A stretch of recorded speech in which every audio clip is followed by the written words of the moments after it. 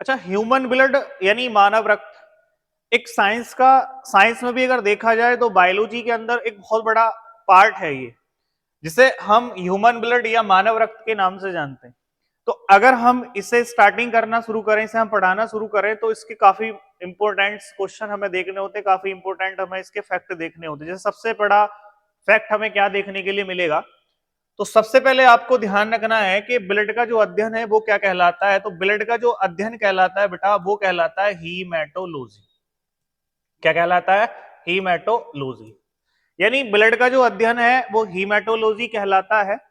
और कहीं ना कहीं अगर ब्लड के बारे में देखा जाए तो ब्लड होता क्या है, तो ये होता है तरल संयोजी ऊतक होता है। तरल संयोजी, ध्यान रखना है, जीवित परिसंचारी ऊतक होता है, परिसंचारी ऊतक होता है, ये आपको ध्यान रखना है। ठीक है भाई। तो मानव के अंदर ब्लड है, ब्लड काफी इंपोर्टेंट भूमिका निभाता है, यानी ब्लड जो है हमारी बॉडी का एक बहुत अच्छा खासा बड़ा पार्ट है।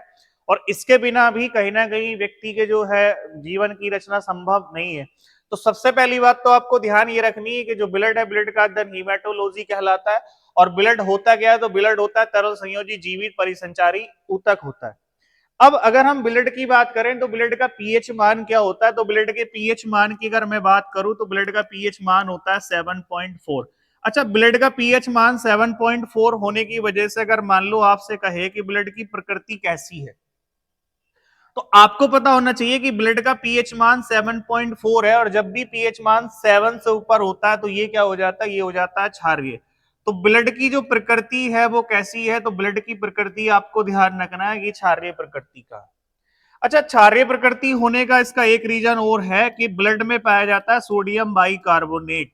सोडियम बाइकार्बोनेट, यानी सोडियम बाइकार्बोनेट होने की वजह से भी ब्लड जो है वो एक क्षारीय प्रकृति का बन जाता है।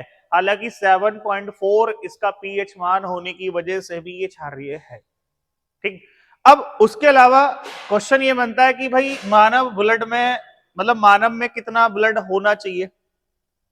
तो अगर देखा जाए तो मानव में कहीं ना कहीं 5 से 6 लीटर जो है वो ब्लड होना चाहिए।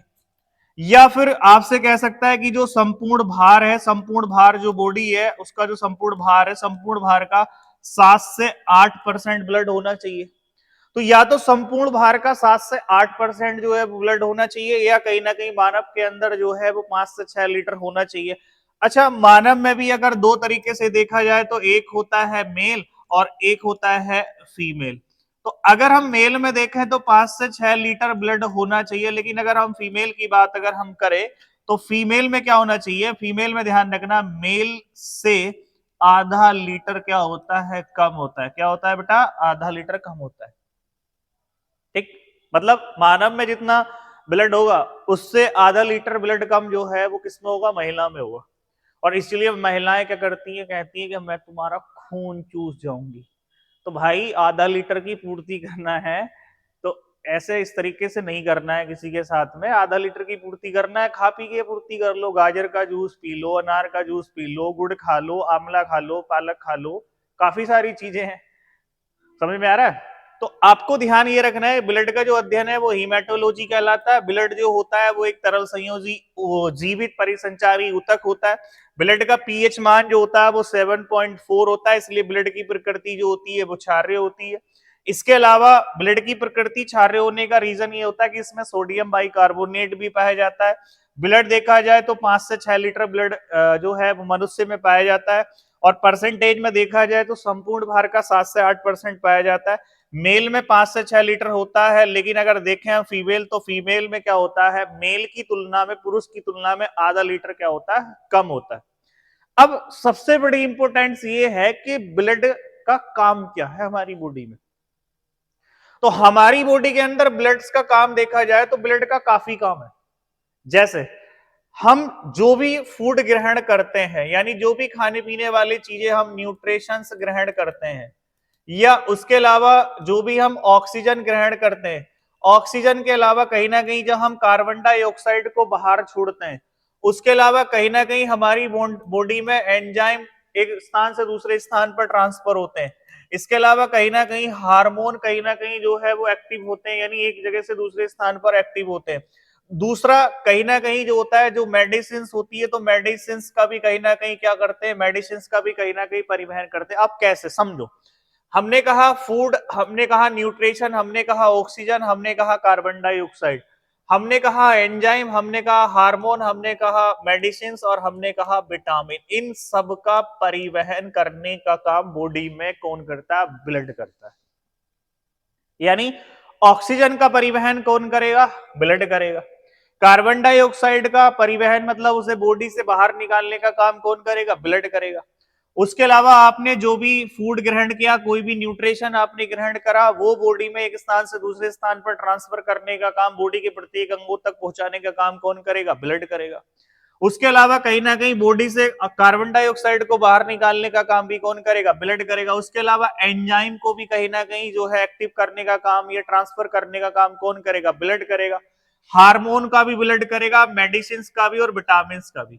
अब सबसे पहले अगर हम बात करें कि सर विटामिन कैसे, या फिर हम बात करें मेडिसिन कैसे, तो अगर मान लो बॉडी के किसी भी पार्ट्स में कोई भी दिक्कत है, सपोज दैट मान लो हमारे हार्ट में, किडनी में, या मान लो लंग्स में, मान लो कहीं भी आपका दिक्कत है, तो उसकी अगर मान लो आप मेडिसिन खा रहे हो, तो मेडिसिन खाने के बाद, आप मेडिसिन आपने खाई, वो घुलती है, घुलने के बाद ब्लड में मिलती है, ब्लड में मिलने के बाद ब्लड क्या करता है? उसे उस स्थान पर ट्रांसफर कर देता है जहां उसकी जरूरत है, और उसकी जहां जरूरत है वो वहां पहुंच जाता है। वहां पहुंचने के बाद में क्या करता है? उसे ठीक करना शुरू कर देता है।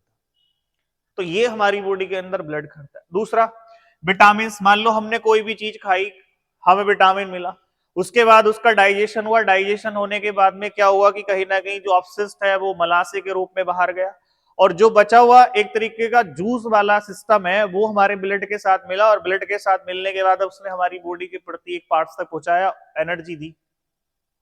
ऐसे ही कहीं ना कहीं हार्मोन है कि हार्मोन को एक्टिव करने का काम, एंजाइम को एक्टिव करने का काम, ये सब कौन करता है? तो ये सब ब्लड करता है। तो ब्लड की सबसे बड़ी इंपॉर्टेंस यही है कि ब्लड जो है वो कहीं ना कहीं क्या करता है कि हमारी बॉडी के अंदर oxygen, carbon dioxide, enzyme, hormone, vitamin, carbohydrate, protein, और उसके अलावा कहीं ना कहीं ऑक्सीजन, कार्बन डाई, न्यूट्रिशन, सभी का परिवहन, मेडिसिन वगैरह सबका जो है परिवहन करने का काम, ट्रांसफर करने का काम एक ब्लड ही करता है हमारी बॉडी के अंदर, जो हर पार्ट्स तक पहुंचाने का काम करता है। अब सबसे बड़ा क्वेश्चन ये आता है कि ब्लड का निर्माण कैसे होता है?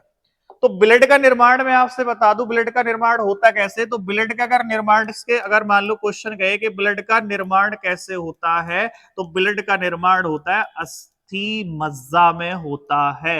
अब अस्थि मज्जा में कैसे होता है? तो दो तरीके से होता है बेटा, एक होता है वयस्क में और एक होता है भ्रूण शिशु, यानी भ्रूण शिशु। अब अगर हम कहें कि भ्रूण शिशु में कैसे होता है और वयस्क में कैसे होता है, तो वयस्क में देखा जाए तो कहीं ना कहीं जो होता है वो बेटा अस्थि मज्जा में होता है।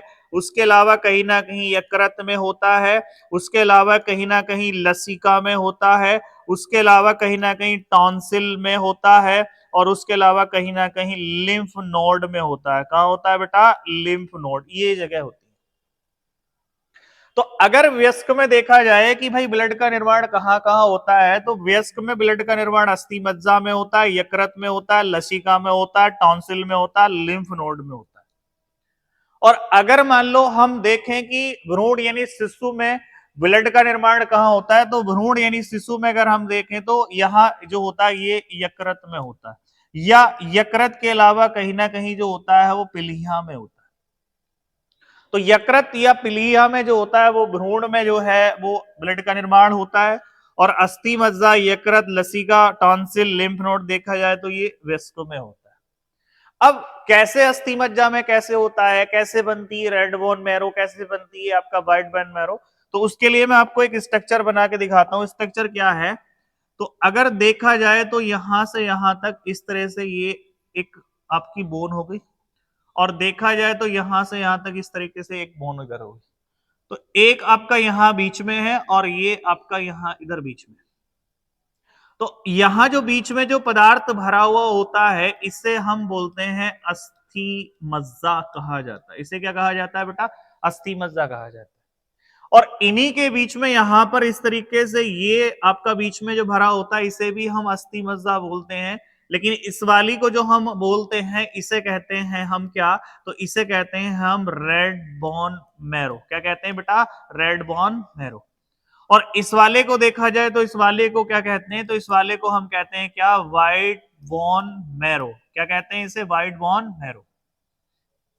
अब अगर देखा जाए तो रेड बोन मैरो से बनता है क्या, आरबीसी का निर्माण। और अगर व्हाइट बोन मैरो से देखा जाए तो यहां होता है क्या, डब्ल्यूबीसी का निर्माण।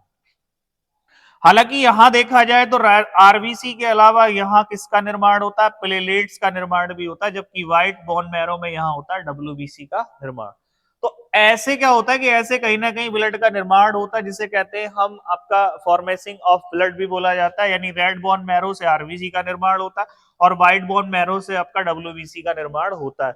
और ये जो आपका होता है ये कहीं ना कहीं हड्डी होती है। और यहाँ ध्यान रखना, जब हम इस हड्डी को इस हड्डी से जोड़ते हैं तो बीच का जो एरिया होता है ये बोन मैरो यानी अस्थि मज्जा होता है, यहां से ब्लड का निर्माण होता है। यहां ब्लड का निर्माण होता है, यहां ब्लड का निर्माण होता है, यहां ब्लड का निर्माण होता है। ठीक है भाई, तो बेटा ये ध्यान रखना आपको।